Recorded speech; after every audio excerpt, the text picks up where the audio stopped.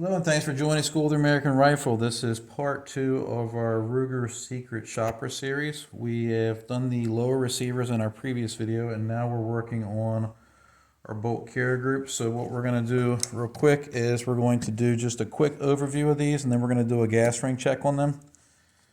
So we can start down here. What I wanted to focus on was the screws. These appear to be YFS screws. And one of the problems with YFS screws, the staking looks good. It looks pretty good on all of them. But the YFS screws, if you look at the heads of them, they're rather rounded. And that prevents the staking from really getting a good bite on the head of the screws because it doesn't have a square head essentially. And the YFS screws tend to be a little bit more on the hard side, which makes them more likely to shear off. So these carrier keys will get replaced because you can't restake in the same place and get a good bite on the screws. So these are going to get new carrier keys. They're going to get new screws, ones that I would want to trust. I wouldn't trust these screws.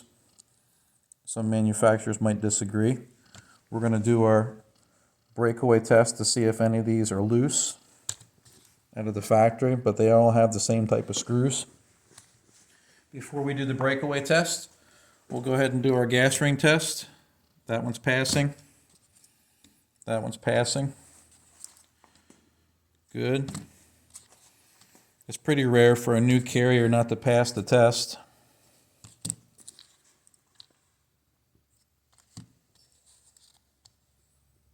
And we're good. And like I mentioned in the previous video, the two with the front sight base, they have standard profile carriers where they're rounded, where the other ones have this one that has the different angles on it. So they're either making them differently for different models or they're sourcing the bolt carriers from different places for different models. Something that I noticed on the ones with the rails is this provision they put on the carrier key. I'm sorry, the carrier itself. And let me find my little tool. And what that does is that prevents this retaining pin from rotating. So it's a pretty neat little design. Typical carrier, this can just freely rotate, and depending on where it is positioned, sometimes it can cause a little bit more damage to be exerted on the firing pin retaining pin. So pretty neat design. Some other companies have done similar things, but I'm going to say that's in the plus category. So let me find the right bit so we can do our check.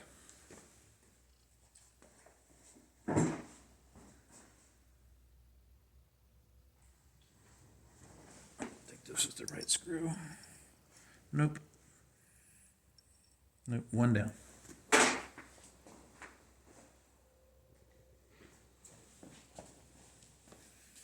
Probably should have grabbed these before I started the video. In previous videos, we normally do a reverse check where we start at 20 and go to 30. We're just going to go ahead and go to 30. 20 check is looking for broken screws. The 30 is looking for grossly under-torqued or understaked. Passes. These are all passing. That's a good sign. I hope I didn't leave the bit in there.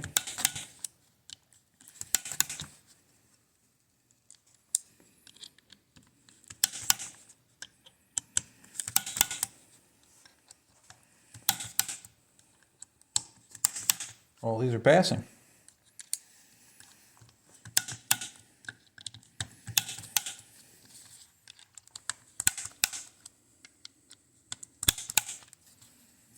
I'm going to do a gas leak check on these. I have a fixture that I made that checks for leakage between the bolt carrier and the carrier key.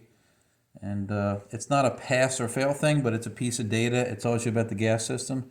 If there's no sealant put in between the carrier and the carrier key, it can leak a little bit of gas and the gas system doesn't behave as efficiently. So it passed this test. That's good. Let's go ahead and rip these things apart real quick.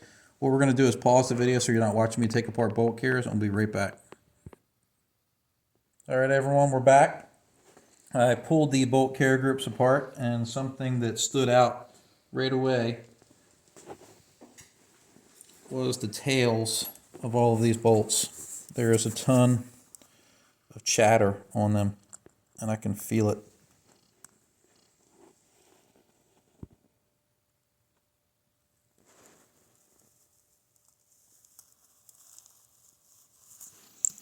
Get another one.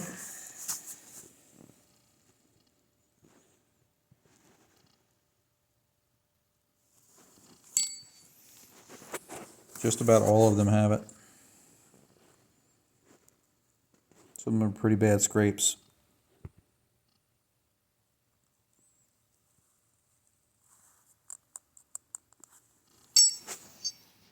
This one's a little better. Pretty much none on this one except for the very back end.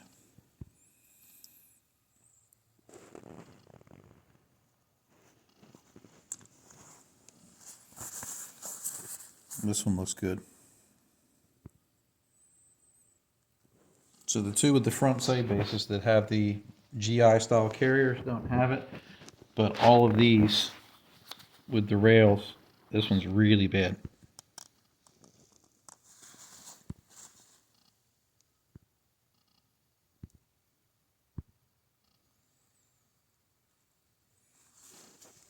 So what's causing that? So I took a peek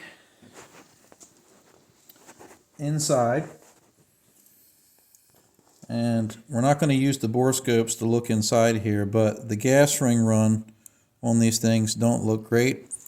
But the bolt support shoulder is pretty awful. Very rough. Good thing it has nothing to do with gas. You can see actual gouges on the inside.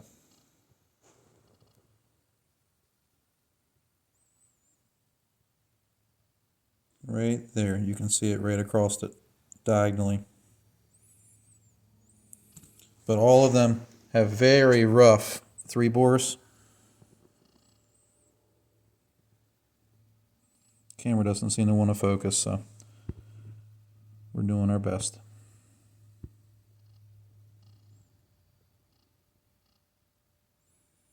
But very rough 3 bores. All of them. This one's not too bad. What is that? Number 4.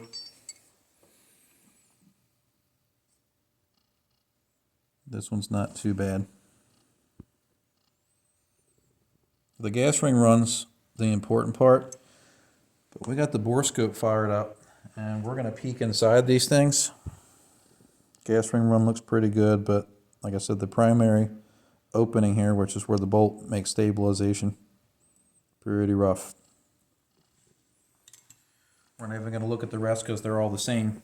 But what caused the chatter? So let me show you. We're going to turn the lights off so we can get a better look at the borescope screen.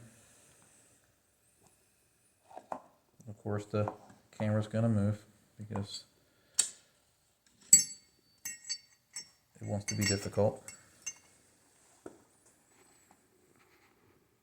And we're going to go inside.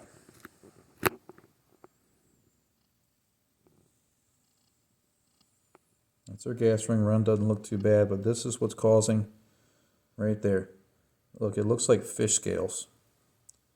That's how rough the bolt tail run is.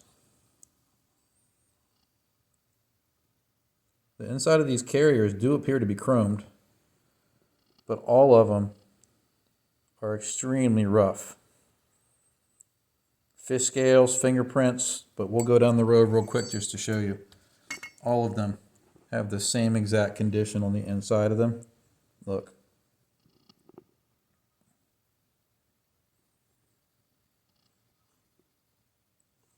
So I'm not even sure. Let me grab the GI looking carriers.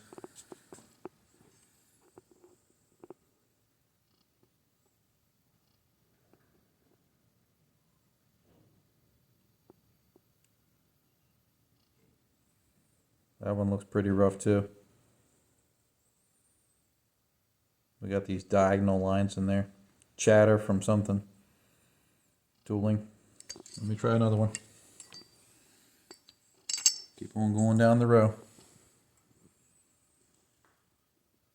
This one's better.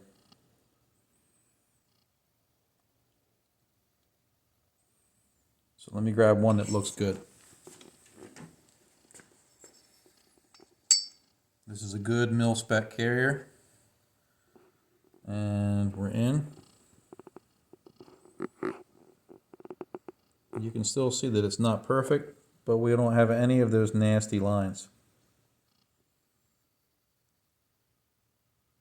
And any defects you see are going around it, not running across.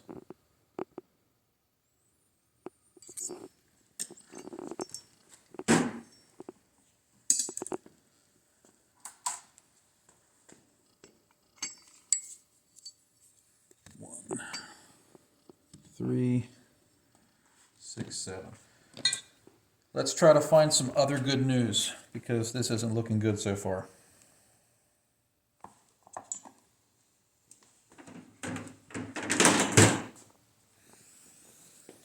All right, let's gauge the bolt tails to see if they're going to take the no-go gauge. I don't think they are. Nope.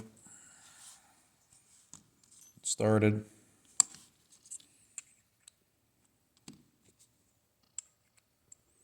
No, none of them are going to take it, even though they've been pretty chewed up. So bolt tail's good. Let's check the cam pins. I haven't showed this in videos before, but basically if it takes this up to the opening, we need to replace the cam pin because it's undersized as it's made, even though these are new. Believe it or not, some manufacturers do make the cam pin on the small side, and then when you use it in your bolt, it has so much slop that it starts stretching out the opening where the cam pin rides in the bolt. It can cause your bolt to break. All right, so all these cam pins are okay. Let's go ahead and measure the firing pin protrusion on these. One thing that does stand out again, this is all the grease I've been wiping off, is these firing pins appear to be nitrided, and I do not have good experience with the longevity of nitride firing pins. These also appear to have the AR15 profile instead of the M16 profile. And what I've seen with this AR15 profile, this part right here, it's larger in diameter on the M16, is that these nitrided or whatever black coating these are, the tips don't last as long as a typical mil-spec chrome firing pin. Let's see if we have nice clean movement on all of them. We do. We're going to check protrusion. Nope, that one's sticking. Sticking hard. So that one's a potential problem. Sticking hard.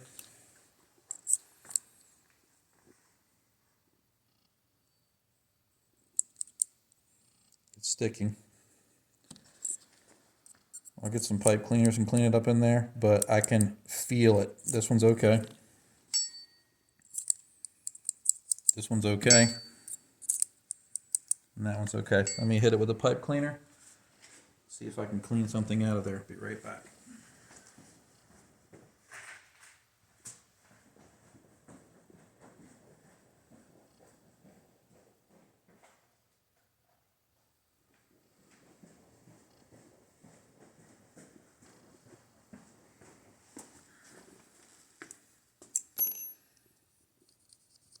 Maybe there's a piece of metal in there.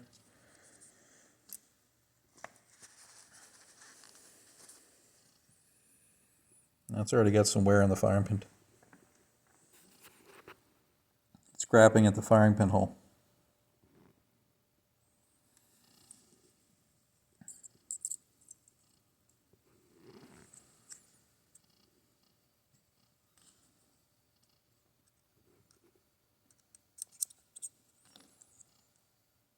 Yep, right there.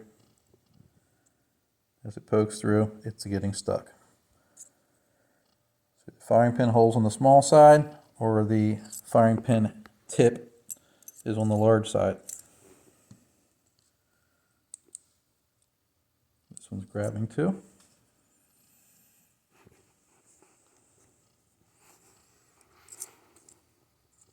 Yep, grabbing right there. It's nice and free movement until the tip pops through, and then it sticks. Let me grab some mil-spec firing pins and see if we can get it better with the new pin.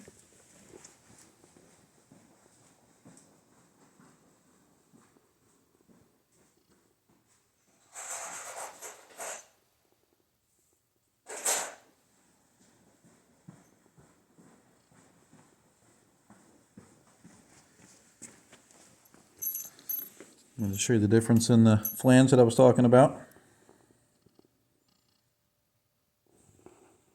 Different sizes. Alright, let's see what this one does. Worse. Won't even fit through. It's stopping right there.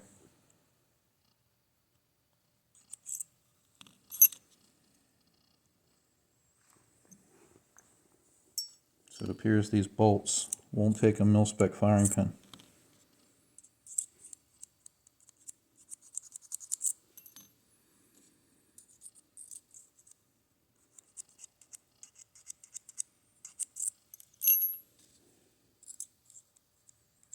None of them. Alright, so that's a problem one. Same thing here. This one won't even get as far as the previous one did. It's getting hung up right there. If I try to force it, can't even do it.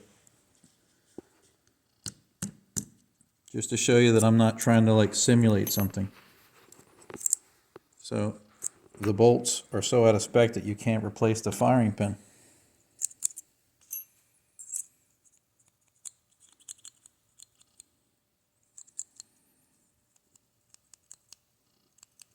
Nothing.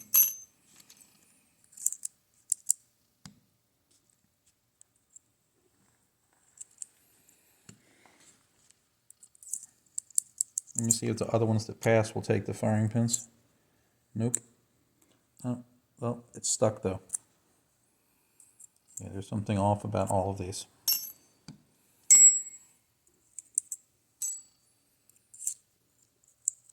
This one's better, but still sticking. This one's sticking at the head.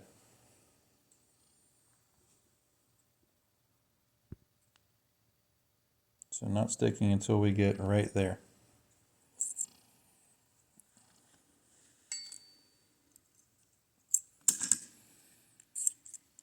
Yep, same problem. Sticking as soon as the bolt goes, as soon as the firing pin goes through the bolt face.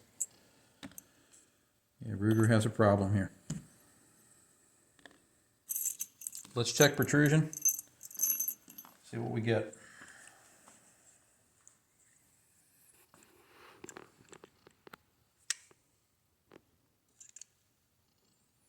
Protrusion's good. These firing pins sticking like them demonstrating, it only gets worse when the gun gets dirty or cold or hot.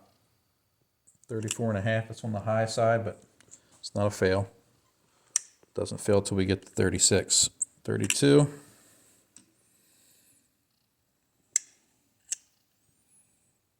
30.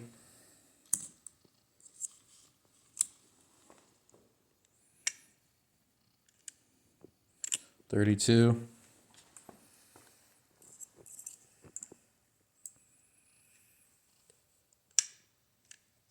30.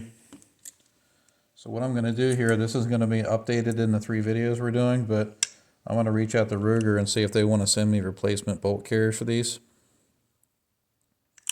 instead of sending the whole guns back, because this is pretty bad. Between the carriers being rough on the inside and eating up the bolt tails and these bores on the inside being undersized, it almost seems like they made a smaller firing pin to accommodate these bolts. Let's go ahead and check to make sure it's not oversized. I know that it's not. It'll take the absolute minimum. I'm thinking the heads of the firing pins are large. Good. good. I apologize, it seems like I'm moving fast. I'm just trying to breeze over the stuff that seems to be doing well. They did bevel the ejectors really nicely on these.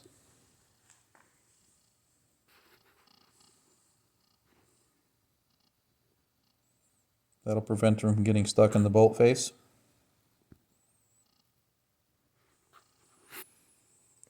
That being said, the ejector is sitting inbound. So the ejector, when you look at it from the side, like if the extractor wasn't there, if we look at it from the side, the ejector should sit flush with this face right here, and it's actually sitting inbound on the bolt.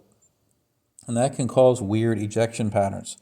If you're the kind of person that tries to chase for that like 3 o'clock ejection pattern, it's harder to get it with this type of bolt. The more flush the ejector is to the bolt face, the more consistent the ejection is. Let me feel the ejectors. They feel okay. I'll test them off camera to make sure that there's nothing funny about the springs. That being said, there's a few companies that I purchase bolt carriers or uppers or complete guns from that I leave the springs alone because this is where companies cut corners. Now, I'm not saying Ruger's doing that, but it's just something that I see. The firing pin retaining pins all seem to be in pretty good shape. They don't seem to be bent excessively. The legs seem to be nice and uniform, equal length, so it's all good there. I'm going to check and see if there's a lot of slop in this cam pin assembly, and it's actually pretty good. Good fit there. Let's gauge it out.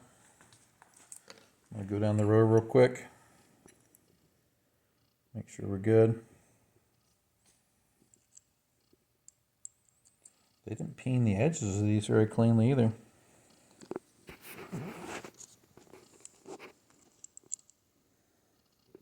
Cam pin almost starts to go in on the wrong side.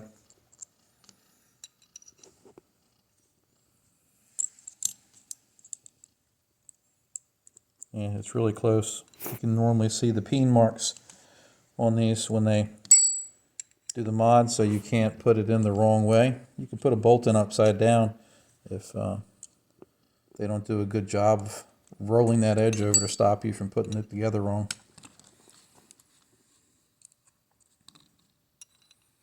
All these are passing the gauge.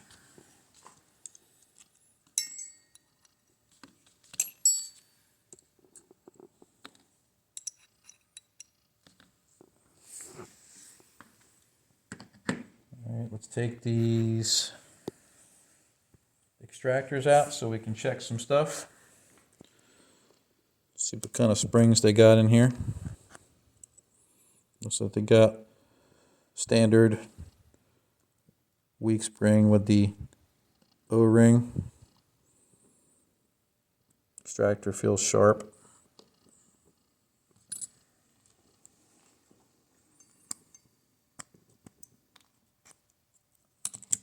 Where's the spring at? What's the self-contained look?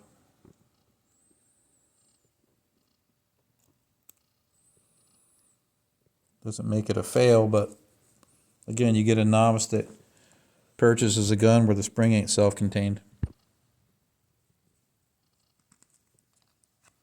and they'll end up losing it.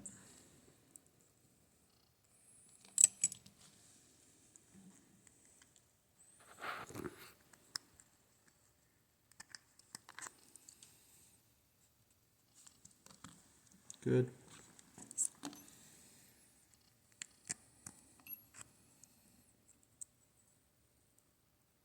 Good.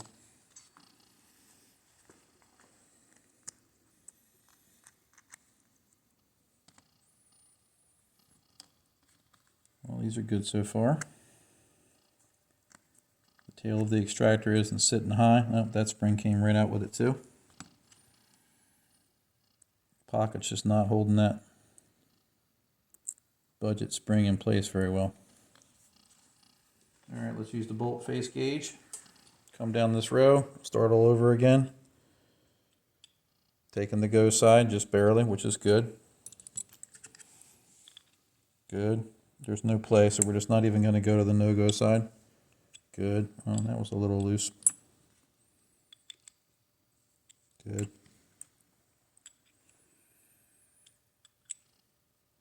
Tight, but passes.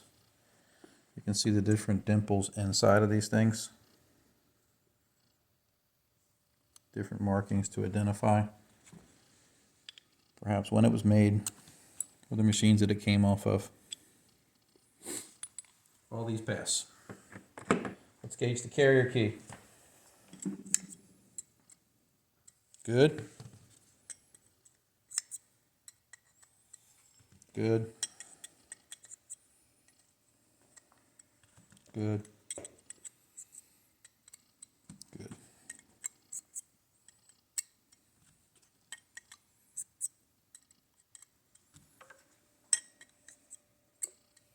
That's good.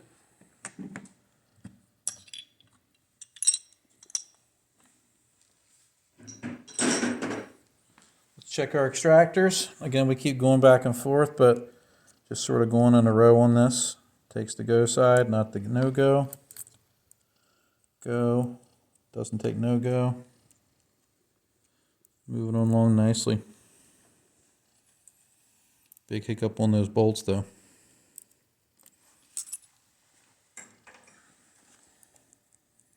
Keep losing the spring off these things.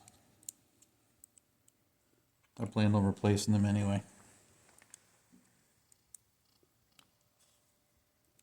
I wish the industry would move towards using either the Colt spring or some of the variations from Springco. Okay, we have extractors, they're done. Ejectors done, bolt face. We have some firing pin binding issues.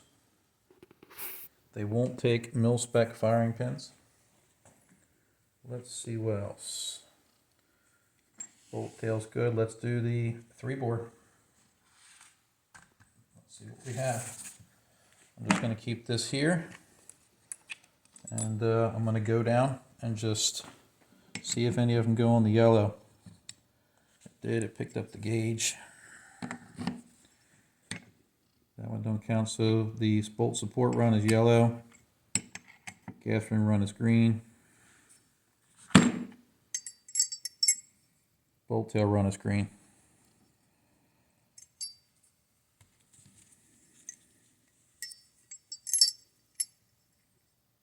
Bolt tail run is green. That gas ring run is yellow. Bolt support is yellow, so this one's a little less efficient than the first one. Green, that's good. Green, that's good. It won't take the yellow. So the bolt carriers that came out of the railed guns seem to be a little more efficient than the ones that came out of the ones with the front sight base. They're not taking, well, that one took the one yellow. But the gas ring runs are nice and tight on these, but they are on the rougher side. It's a little tighter. Okay.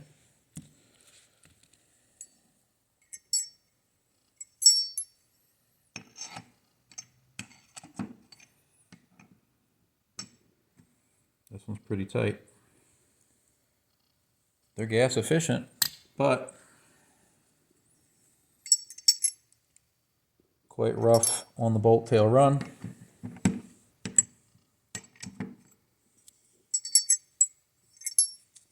For the most part, green on all of them. These two went into the yellow, which was 6 and 7. I'm going to check the carrier key alignment with our upper receiver to see if we can detect anything that is crooked. That one's straight.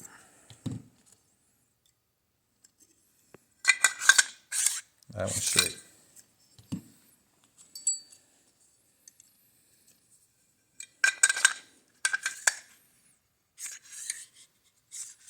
That one's a little bit off.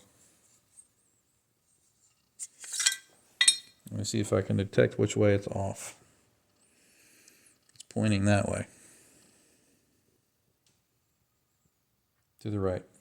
So we have a slightly misaligned carrier key. Good news is that you can adjust your gas tube for that. That one's also off.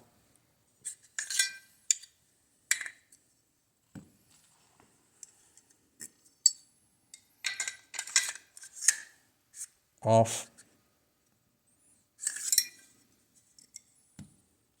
It appears all the railed guns have a slightly misaligned carrier key. That one's better. One left.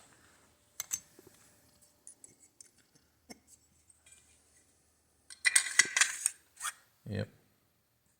So 1 through 5 have misaligned carrier keys. Based on the screws, I was planning on replacing these, so when I remount carrier keys, I'll make sure that they're aligned. We're done there. So what we have left now is overall length, checking the gas path, and checking for magnetism. So let's go ahead and do the magnetism test.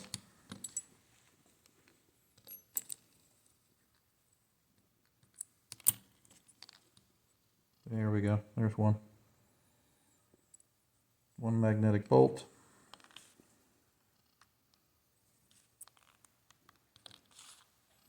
Let me grab these extractors. No problem there. Firing pin's okay, but the bolt's not.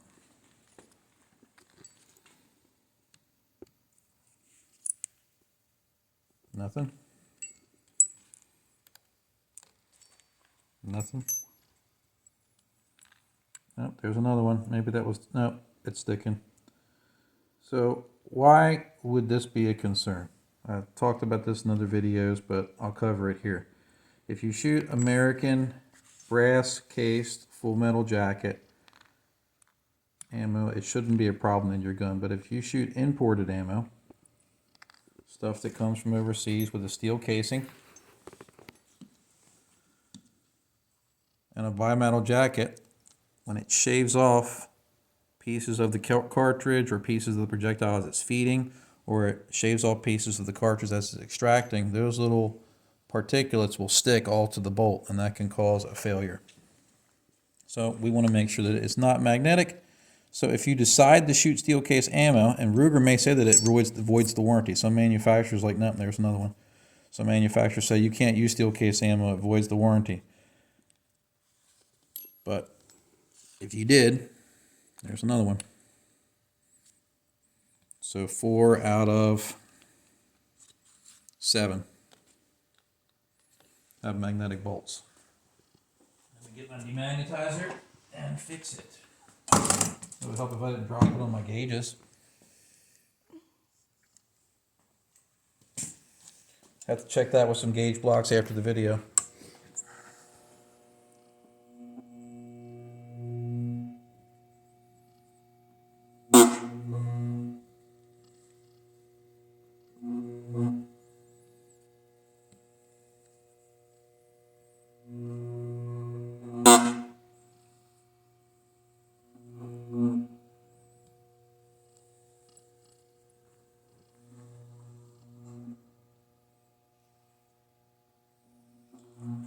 Looks like I got chicken grease or some kind of animal fat all over my demagnetizer.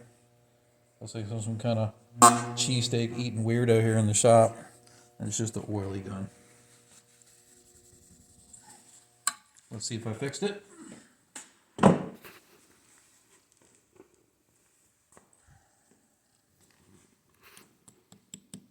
Good. Good.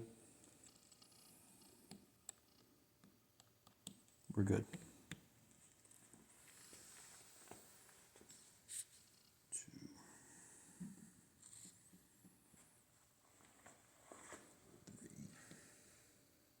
This one goes here. 4 in a row. Okay, magnetism's done. Let's check to see if we have any blockages, and then we're going to put these back together and check headspace. And then we have to pause the video. I got to do some documentation. That went in. That went in.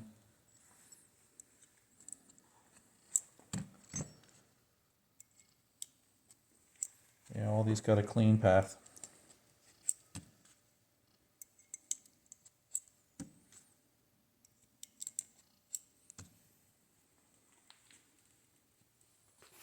We're going to measure our carrier length, our bolt support shoulder, and then headspace. So I'm just going to run down the row real quick on these and see if we got any devils. 667, we're good.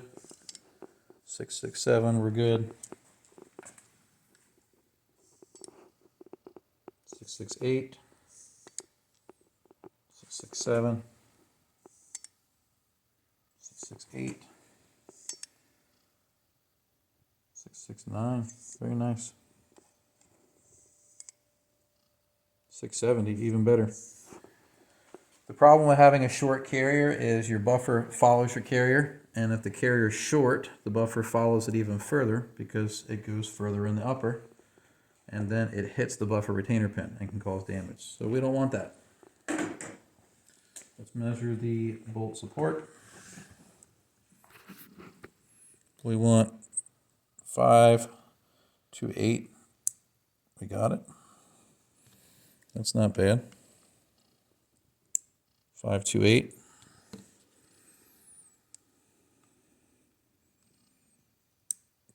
5 to 8. It's too bad the other parts of the bolts are in such bad condition. 5 to 8.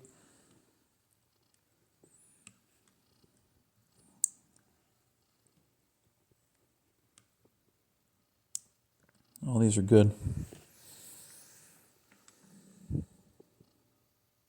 5 to 8. I feel like Brennan and Step Brothers. I feel like I'm going to throw up. It's pretty bad.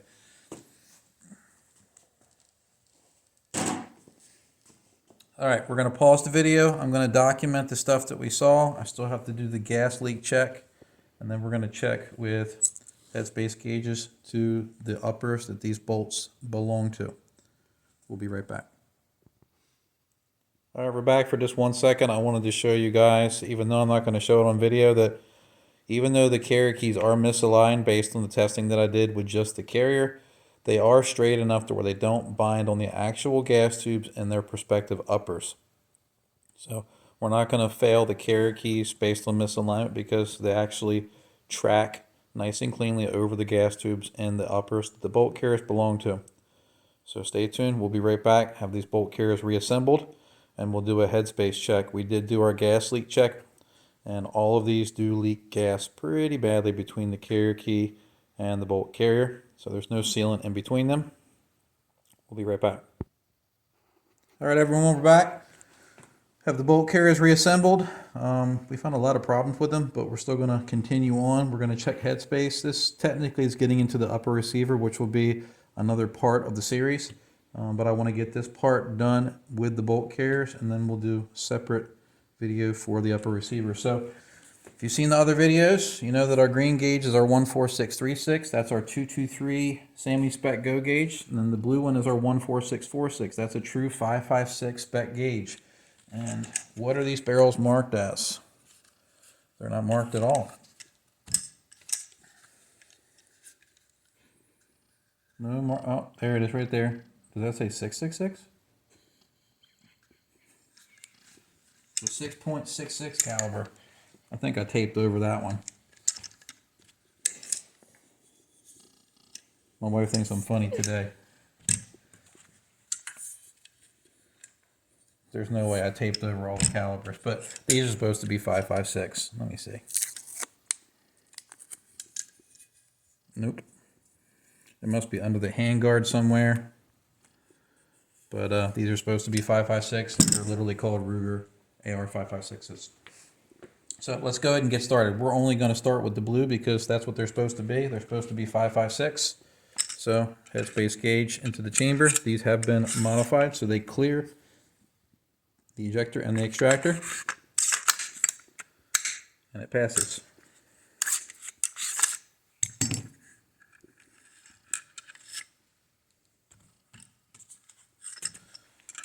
Next one down. I did want to show you all that I did clean the bores and chambers so we could get a nice accurate gauging of headspace. This one passes as well.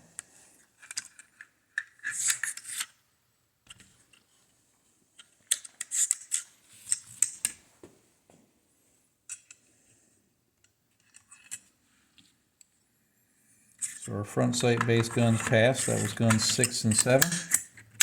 This one passed too. Very good. I will applaud them for this. There's a lot of manufacturers out there that can't get this part right.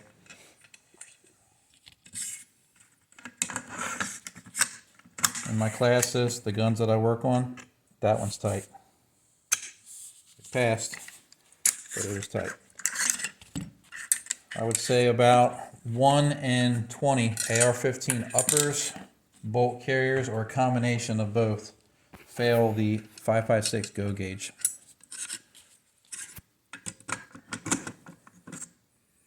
And some from so-called high-end manufacturers, I have to do the finger quotes. This one fails. Will not close.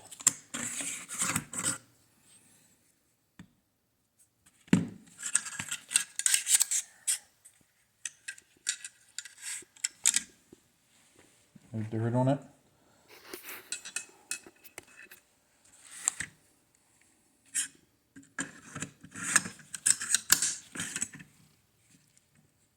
Fail.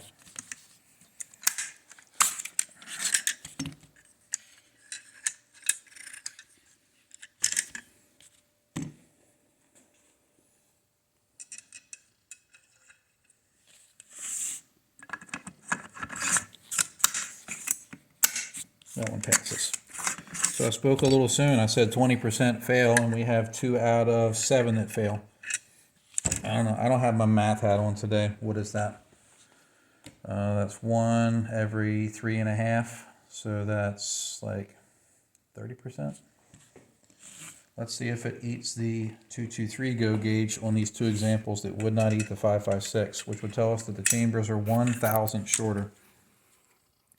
Why is it important for the chamber not to be overly tight? Because your chamber gets smaller with heat and fouling. Shorter overall length, larger in diameter. That one just barely passes the 223 go.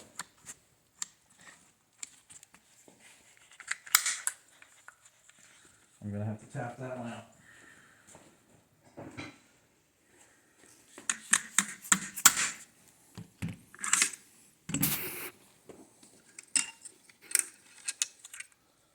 So gun number 3 passed the 223 go. Gun number 2 passed easily on the 223 go. Yep. So we have 2 guns that have short headspace for 556.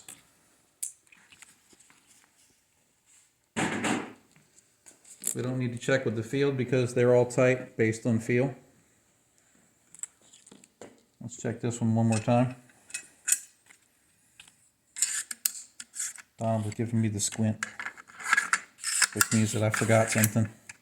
Nope, it closes.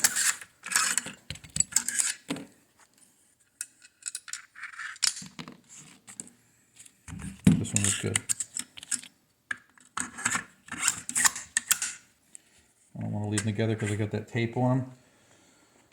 But number 2, number 3, short headspace. That can open up with use. It wears a little bit as the bolt locks and unlocks, but like I said, these bolt carriers did not fare very well at all. So I'm going to reach out to Ruger. Hopefully they're willing to work with us here. And of course, if they do, I'll do a follow-up video after we complete the series to talk about it, because the final part of the series is going to be what I would do to them to make them up to spec. And if push comes to shove, if they say, no, these are good, I'm going to be replacing the bolt carriers with another brand. And I'll tell you what brand that I use once I get those and check them out and inspect them. Stay tuned for part 3. As always, I hope you found this video educational. Thanks for watching.